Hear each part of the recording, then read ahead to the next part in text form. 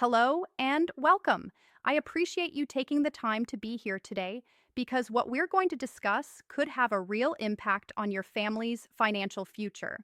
There's a new government program that's been making waves across the country, and while many people have heard bits and pieces about it, very few actually understand how it works or what they need to do to participate. We're talking about a federal child investment account initiative that includes a significant $1,000 government deposit for qualifying children. Now, before we go any further, I need to be completely upfront with you about something crucial. This might sound straightforward at first glance, but the reality is far more nuanced. The specifics matter tremendously here. And if you overlook even one requirement or miss a single deadline, you could lose access to this opportunity entirely. That's precisely why it's essential to understand this program right now, today, not weeks or months from now when critical deadlines may have already passed you by. Let me start with the element that immediately captures everyone's attention. The United States federal government is making available a one-time deposit of $1,000 for children who meet specific eligibility criteria. These funds are placed into specialized investment accounts, and once there, the money has the potential to grow substantially over many years through market-based returns. And I want to be crystal clear about this. We're talking about actual money here. This is not some promotional voucher, not a tax credit that reduces what you owe, and definitely not a loan that requires repayment down the line.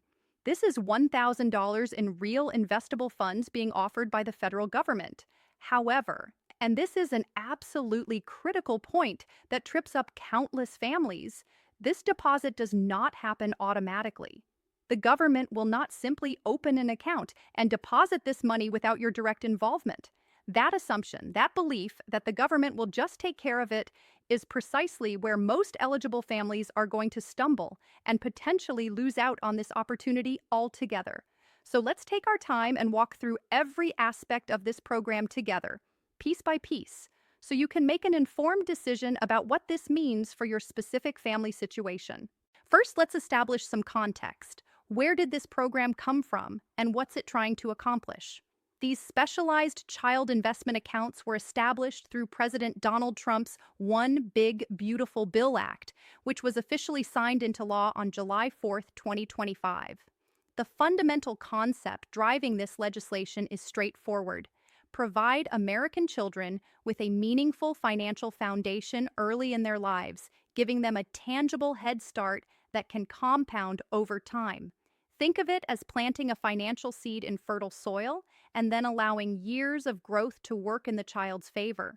The account structure isn't designed to hold cash that sits dormant in a traditional savings account earning minimal interest.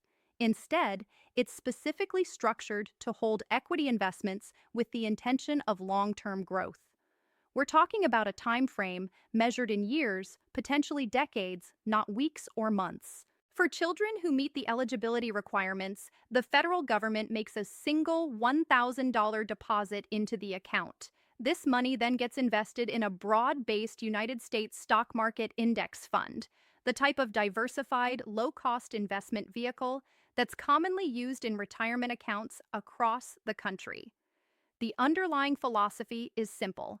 If this money remains invested throughout the child's youth, the power of compound growth could potentially transform that initial $1,000 into a significantly larger sum by the time they reach adulthood. Now, I need to emphasize something important here. There are no guarantees when it comes to investment returns. Market performance varies, sometimes dramatically, from year to year. However, the program's design is based on historical patterns, showing that long-term, diversified stock market investing has generally rewarded patient investors over extended periods. This brings us to one of the most important sections of our discussion: eligibility requirements. Because if your child doesn't meet these specific criteria, the $1,000 government deposit simply isn't available, regardless of your family's financial circumstances or how much you might benefit from it. The federal $1,000 deposit is exclusively reserved for children who satisfy two fundamental requirements. First, the child must be a United States citizen. Second, And this is where it gets very specific. The child must have been born within a particular 4-year window between January 1st, 2025 and December 31st, 2028. That time frame is not flexible. There are no exceptions being made. If your child was born on December 31st, 2024, literally one single day before the eligibility period begins, they do not qualify for the government's $1,000 contribution. If they were born on January 1st, 2029, they've missed the cutoff by one day and are similarly ineligible. I completely understand that this creates frustration for many families, particularly those with children who fall just outside this narrow window. Parents with kids born in 2023 or 2024 naturally wonder why their children are excluded from a program that could benefit them just as much.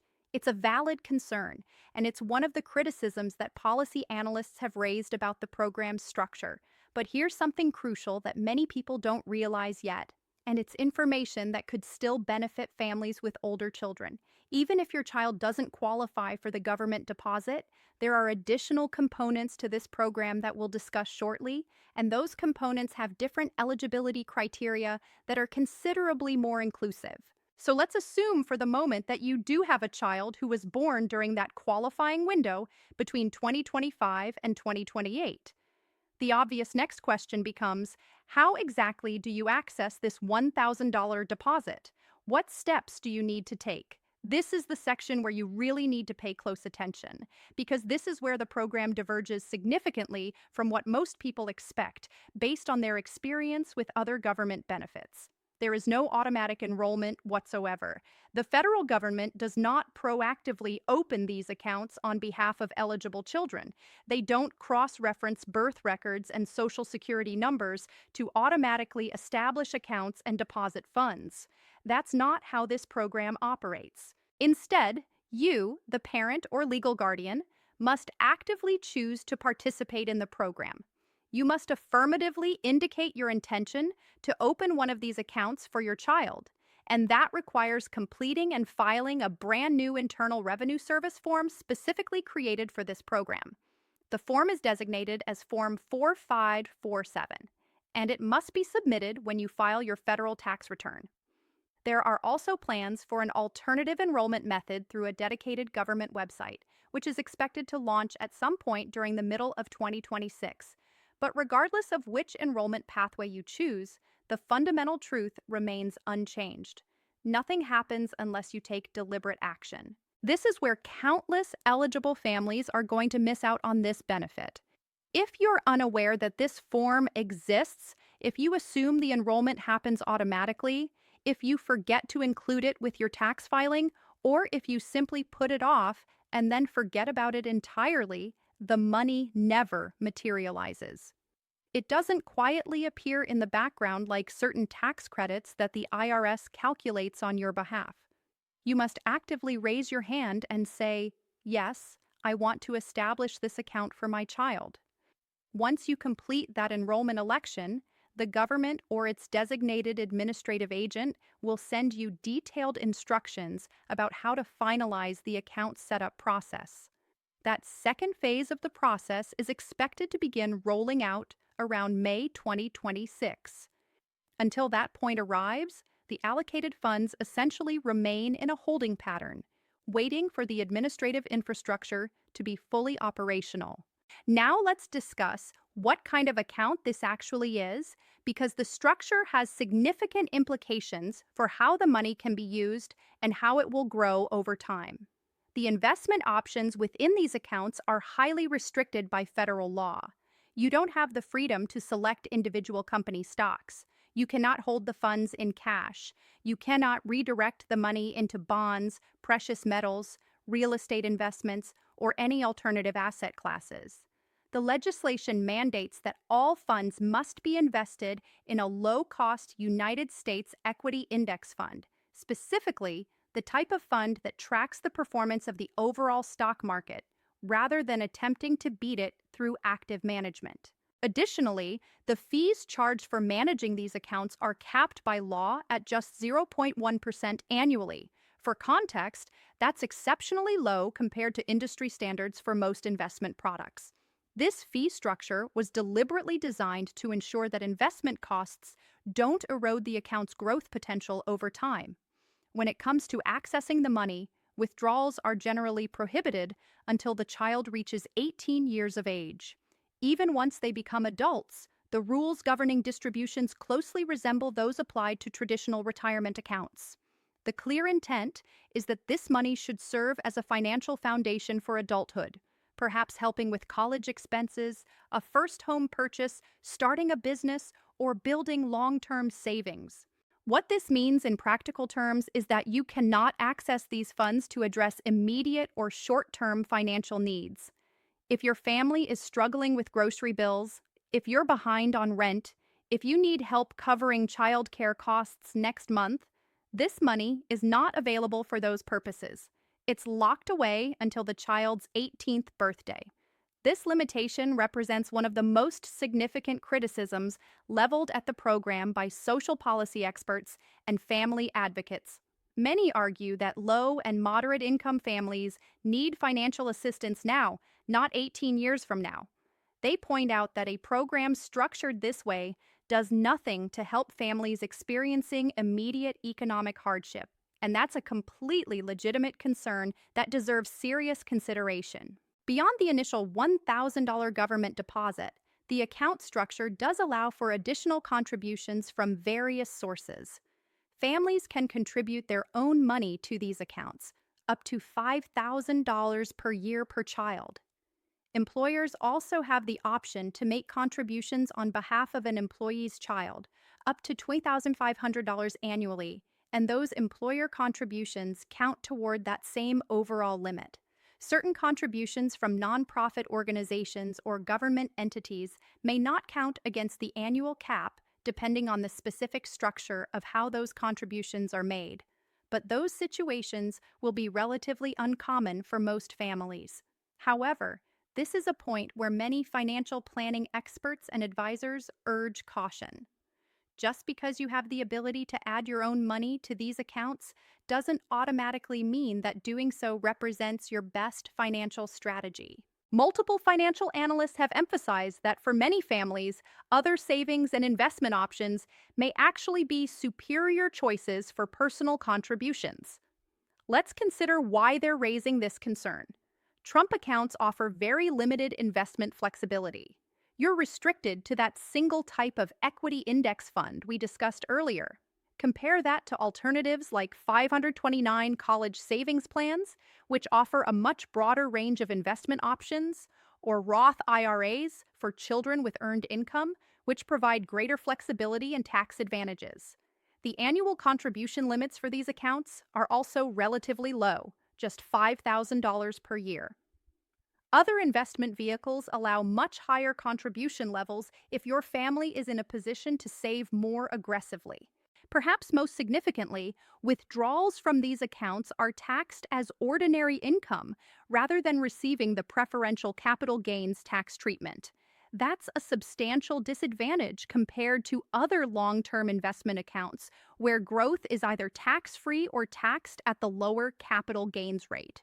Given these limitations, the general consensus among financial planning professionals is fairly consistent. If your child qualifies for the free $1,000 government deposit, you should absolutely claim it.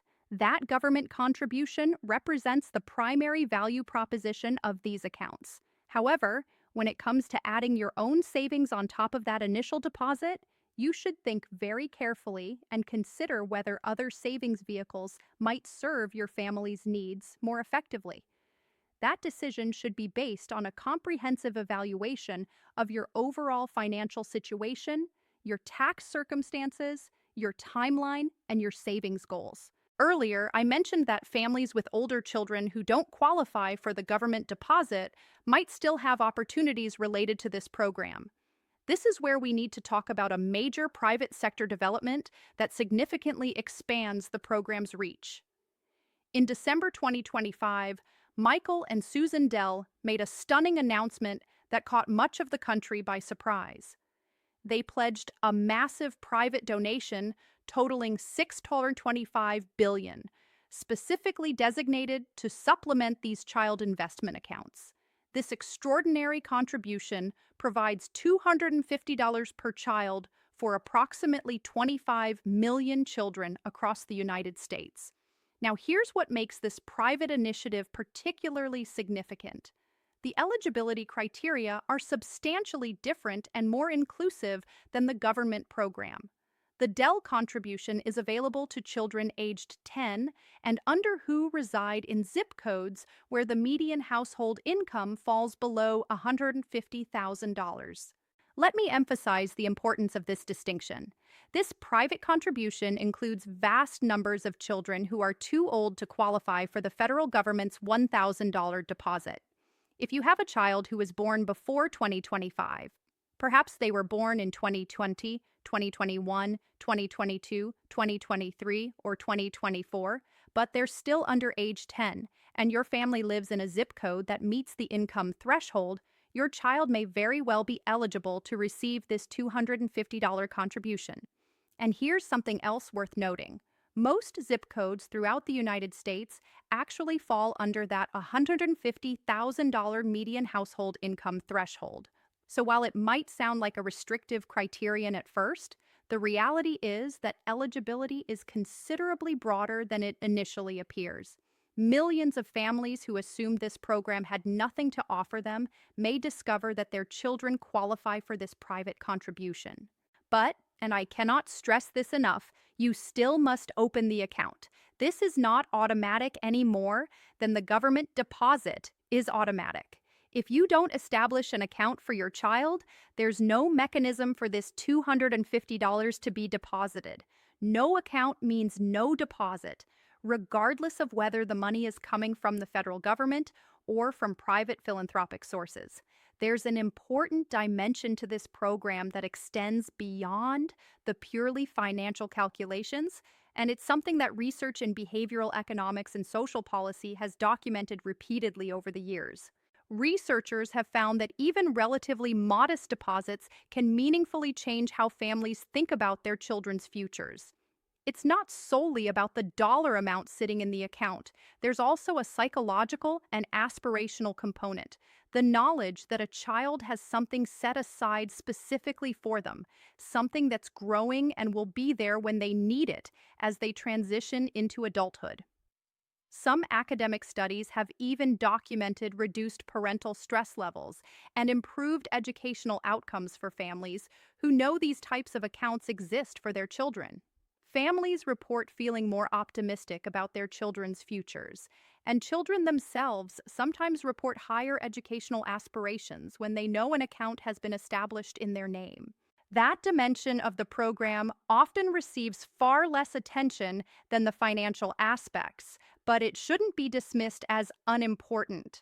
Financial security and peace of mind matter, and programs like this can contribute to both.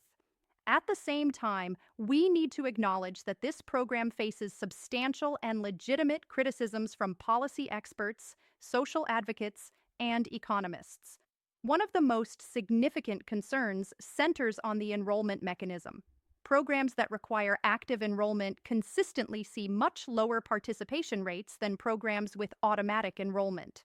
Policy researchers estimate that without automatic enrollment, participation in this program might only reach somewhere between 40% and 50% of eligible families. Some analysts believe the actual participation rate could be even lower if outreach efforts are inadequate or if families face barriers to understanding the enrollment process. What does that mean in concrete terms? It means that potentially millions of eligible families could miss out on this benefit simply because they never heard about the program in time, because they didn't understand the steps required to participate, because they found the process too complicated, or because they assumed incorrectly that enrollment was automatic. There's also the fundamental question of program priorities. This initiative doesn't provide any assistance to families dealing with immediate financial crises. It doesn't replace or supplement food assistance programs. It doesn't help families avoid eviction or homelessness. It doesn't make childcare more affordable next month or next year. This is fundamentally a long-term policy intervention, not a short-term emergency response. And that represents a deliberate choice about where to allocate limited government resources. Whether you view that as the right choice or the wrong choice depends largely on your perspective about what kind of support families most urgently need. So, after considering all of this information, what does it mean for you and your family specifically? Let me offer some concrete guidance. If you have a child born between 2025 and 2028, or if you have a child under 10 who might qualify for the private contributions we discussed, the single most important takeaway is this: do not ignore this opportunity. Don't assume someone else is handling it. Don't assume it will take care of itself. Take the time to verify your child's eligibility. When tax season arrives, specifically ask your tax preparer about Form 4547 if you work with a professional. If you prepare your own taxes, watch for information about this form from the IRS. Set a reminder in your calendar if necessary. Sign up for updates from the government website when it launches. Yes, there are restrictions on this money. Yes, there are valid criticisms of how the program is structured. Yes, there might be better uses for your own personal savings than adding to these accounts. But free money with conditions attached still has real value, especially when that money has years or decades to potentially grow through market returns. Let's talk briefly about what that growth potential might look like in practical terms. If that initial $1,000 deposit remains invested for the full 18 years until a child reaches adulthood, and if the stock market delivers returns roughly consistent with its historical long-term average, that $1,000 could potentially grow to several thousand dollars by the time the child can access it. Now, I need to be absolutely clear that there are no guarantees whatsoever. Investment returns fluctuate dramatically from year to year. There will be good years and bad years, sometimes entire periods of poor market performance. Past results do not guarantee future outcomes. But historically speaking, long-term diversified stock market investing has rewarded patient investors over multi-decade periods. That's the fundamental bet this program is making. That time in the market, combined with the power of compound growth, will transform these initial deposits into meaningful sums that can help young adults as they begin their independent lives. The long-term success and reach of this program will depend heavily on factors that remain uncertain at this point. Will the enrollment process become simpler and more accessible over time? Will the government invest in robust outreach campaigns to ensure eligible families actually know this program exists? Will automatic enrollment ever be added to increase participation rates? Will the eligibility criteria be expanded to include more children? These are all open questions without clear answers right now. The program is still in its early stages, and how it evolves will depend on political priorities, administrative capacity, budget constraints, and ongoing policy debates about the most effective ways to support American families. I know this has been a lot of information to absorb. Programs like this are inherently complex, with multiple layers and nuances that don't translate well into simple headlines or social media posts. It's completely normal if you need time to process all of this and think through what it means for your specific situation. My main message is this: stay informed. Pay attention to developments as the program rolls out. Don't make assumptions about what happens automatically. Talk with your family members, your spouse or partner, your tax advisor if you have one. Make sure you're not letting this opportunity slip away simply because you weren't aware of what you needed to do. And if you know other families with young children, friends, relatives, neighbors, coworkers, consider sharing this information with them as well. One of the biggest challenges with programs like this is simply awareness. Many families who could benefit significantly will never even know the program exists unless someone takes the time to tell them about it. Sometimes the most valuable financial opportunities don't announce themselves with fanfare. They arrive quietly, with enrollment forms and deadlines, and they only deliver their benefits to those who pay attention and take action. Thank you for your time today. I hope this information proves valuable for you and your family.